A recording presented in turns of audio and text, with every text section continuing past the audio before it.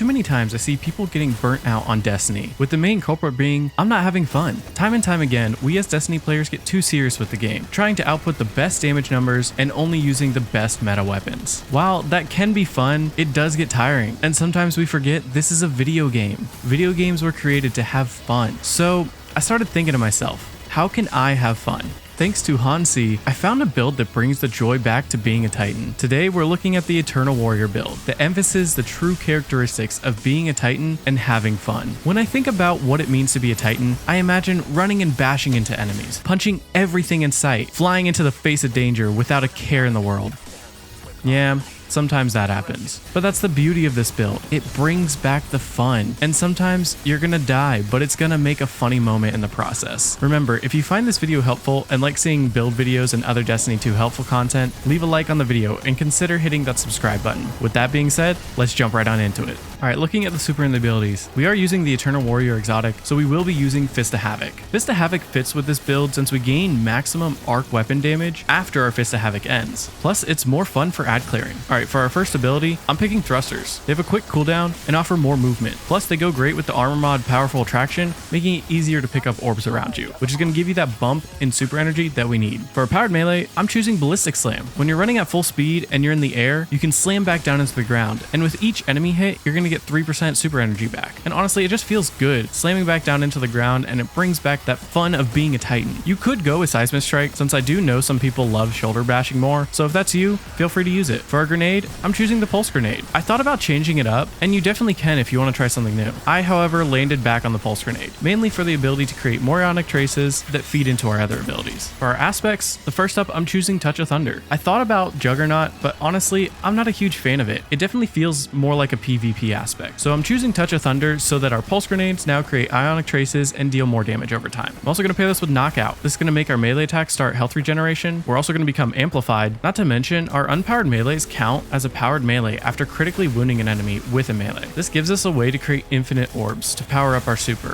which is the main point of this build. Alright, let's talk fragments. There's two ways you can go about this. First up, you can go with a balanced build. The balanced build is going to focus on using abilities while at the same time using your weapons. Since our exotic is going to give us a weapon bonus boost, it's nice to be able to use our weapons, but at the same time, I like to use my abilities, and I like to use all of them. So if that's you, you want to go with the balanced build. Otherwise, you can go with a weapon focused build. So we will give a set of fragments for each, but just keep in mind that play however you want to. This build is about having fun, so if you like using weapons more, go for the weapon focused one. If you like using your abilities more, go for the balanced one. It's purely up to your choice. For the balanced build, first up, I'm picking Spark of Magnitude. This is going to increase the duration on our Pulse Grenade, which is going to make it do more damage and create another ionic trace. I'm also then going to pair this with Spark of Shock, making our arc grenades jolt targets. This then, in turn, pairs perfectly with Spark of Ions, where when we defeat a jolted target, we create an ionic trace. Our grenades now are going to feed back into our melee ability energy, which is what I specifically want, since I want to use my melee as much as possible. So I do like this trio so that our grenades are going to do more damage and give us more ability energy back for not only our grenade, our thruster, but also mainly our melee. I'm also going to round this off with Spark of Resistance, making it so that when we're surrounded, we're more resistant to incoming damage. The extra 25% damage resistance just feels nice whenever you're using these abilities, because honestly, with an arc build, you're going to want to be in the face of a ton of enemies. So having that added little bonus of damage resistance, it feels good. All right, let's talk about that weapon focus build. First up, we will be taking Spark of Resistance as well. It's nice to have that extra damage resistance, so we will be keeping that. All right, the three other fragments will be changing. So first up, we have Spark of Frequency. This makes it so that melee hits grant increased reload speed. This kind of speaks for itself. We do still want to use our melee a decent amount, so we are getting our super back quicker, but now we can use our melee and we're going to be increasing our reload speed, which is going to allow us to use our weapons more often and have less downtime. So I'm also going to pair this with Spark of Discharge, making arc weapon final blows have a chance to create ionic traces. I do like to feed into our ability energy a little bit, since we do still want to use our melee ability fairly frequency, because the main point of this build is using our super and using our weapons. So if we can use our melee, we can feed back into our super more often, which is going to allow us more ad clearing and more weapon damage. And lastly, I'm picking Spark of Momentum, where sliding over an ammo brick reloads your weapon. Not only this, but it's also going to grant 20 to 50% melee energy depending on which brick you're sliding over. So there you have it. If you like balanced builds and like like using your grenade and all of your abilities more often, go for the balance build.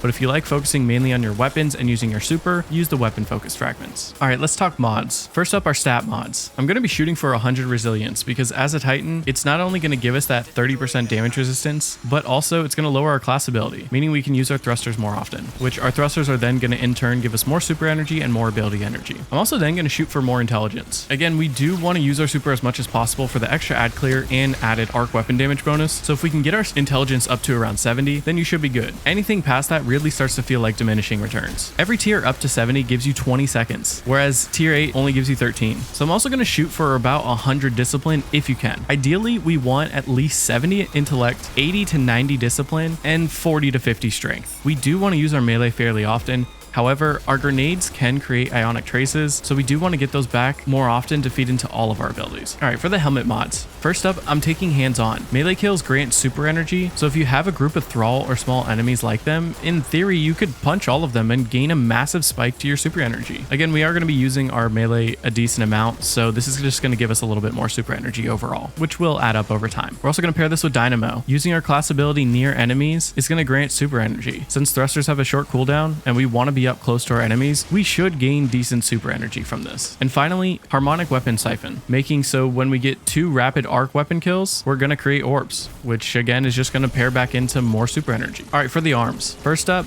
heavy-handed, making our powered melee final blows create orbs. And since we get a powered melee even when we don't have our melee charge, this is how we can create infinite orbs. We then like to pair this with melee kickstart, which is going to grant melee energy whenever we use our powered melee and have armor charge. Since we create a decent amount of orbs, you should almost always have 3 armor charge. This will give us about 30% melee energy back as soon as we use it. And lastly, I'm pairing this with impact induction, where we generate 20% grenade ability energy whenever we deal damage with a powered melee. This does have a 7-second cooldown, but it does offer you a way to get your grenades back fairly quick. All right, moving on to the chest. Of course, we're going with classic 3 resistance mods, but if you are in easier content, I highly recommend using charged up. This is going to let you get your melee back even more often, which again, your melee feeds back into all of your other abilities, and mainly your super. All right, for the legs, I'm going to take Absolution, Orbs of Restoration, and Recuperation. Absolution makes it so that your orbs reduce the cooldown of your abilities by 5% for all of your abilities. We then like to also pick Orbs of Restoration so that we gain a small amount of ability energy back to our least charge ability. This extra ability energy really does make it nice so that we can rotate any of our abilities whenever we want. And we do like to take Recuperation, which is going to give us a health boost every time we do pick up an orb, which again, we should be creating a decent amount of orbs, so this gives us ways to gain back health fairly often. So not only do we get health regen whenever we use our powered melee, but now we're getting a boost on that health that we're getting back immediately by picking up an orb. And finally, for our mark, I'm taking Outreach, which reduces melee cooldown when we use our class ability. So now whenever we use our class ability and it's near targets, we're not only going to get super energy back, but we're also going to get melee energy back, which we can cycle back into more super energy whenever we used our powered melee, or I should say our ballistic slam. I'm also going to take Powerful Attraction so that we collect nearby orbs when we use our class ability. Since we are using thrusters, it's easy to use this after creating a ton of orbs and just pick up all the orbs in the vicinity. And finally, I like to pair this with Reaper so that after we use our class ability, our next weapon kill spawns an orb. Again, more orbs the merrier in this kind of build. So let's talk about the artifact mods for this season. In column 3, we want to take Elemental Orbs Arc. This is going to make our arc weapon final blows have a chance to create an elemental orb. And in column 4, we want Elemental Fury,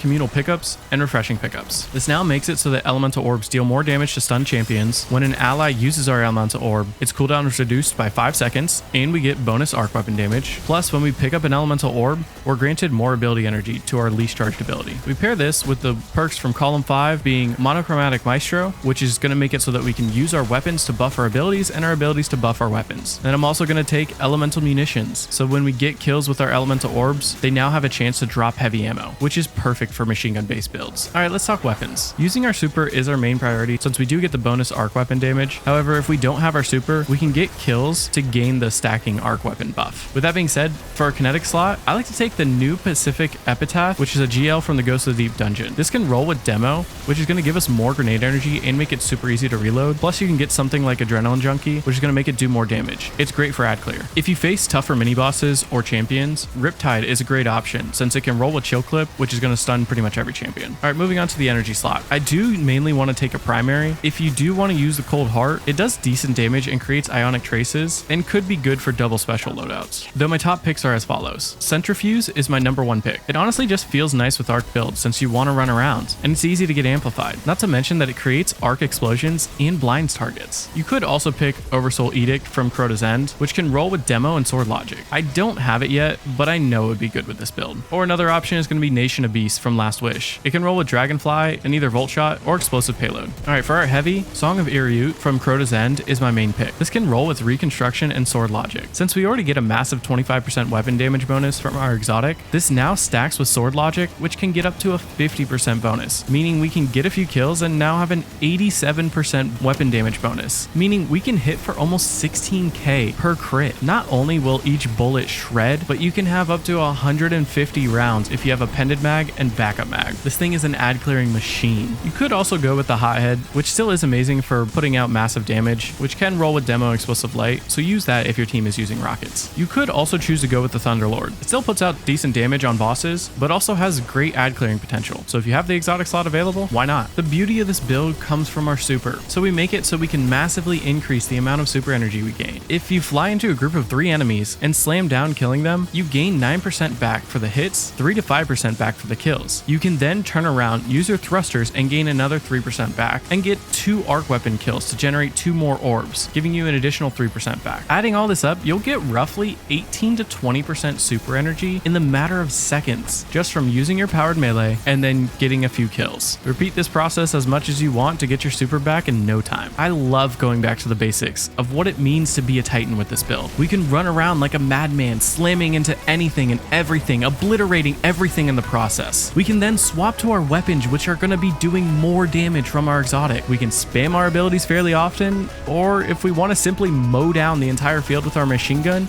we can also do that. This build provides me with good times and good laughs. It's definitely a build that I'll keep in my back pocket for when I'm looking to have a good time. Let me know in the comment section what other builds or videos you're interested in seeing. Let me know your thoughts of the build. What would you change or how would you improve it? That's it from me.